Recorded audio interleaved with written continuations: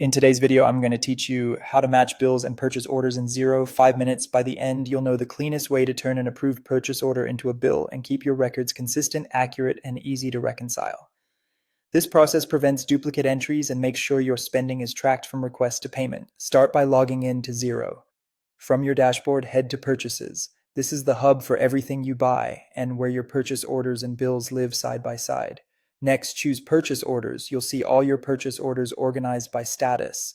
Open the Approved tab. This view shows the orders that have already been authorized and are ready to be converted into bills when the supplier invoice arrives.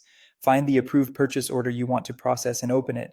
Take a moment to verify the supplier, the delivery address, and any reference numbers so they match your supplier's invoice. In the purchase order, click Options, then select Copy To.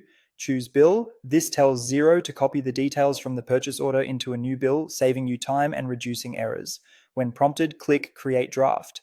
Xero builds a draft bill with the supplier, items, quantities, and tax settings pulled across from the purchase order. Now review the draft carefully, match the bill date and due date to the supplier invoice, and confirm the reference or invoice number so reconciliation is straightforward later. Check each line item for the correct quantity, unit price, and tax rate.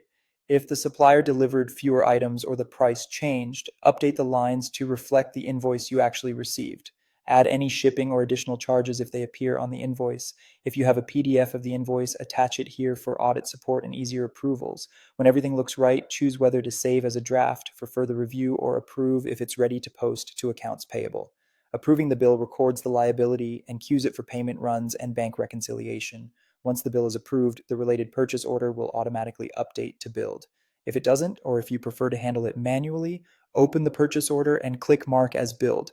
This closes the loop so reporting reflects that the order has been fully processed. That's it. You've converted an approved purchase order into a bill, kept your data aligned, and set yourself up for smooth reconciliation and clear purchasing records.